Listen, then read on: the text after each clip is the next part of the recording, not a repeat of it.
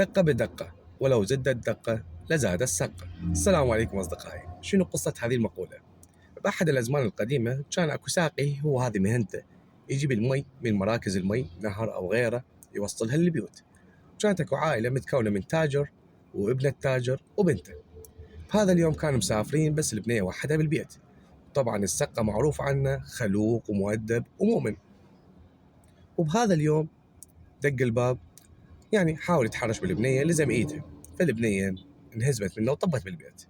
اجى الاب شكت له، صفن الاب بحكمه، ولما اجى ابنه من السفر سأله شو اخبار السفر؟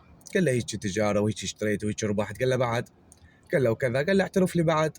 قال له بصراحه عجبتني بنت التاجر الفلاني، وما جيت لا حكيتك ولا حكيت ابوها، حاولت انه الزم ايدها وهربت مني. قال له سبحان الله، دقه بدقه ولو زدت دقه لزاد السقه.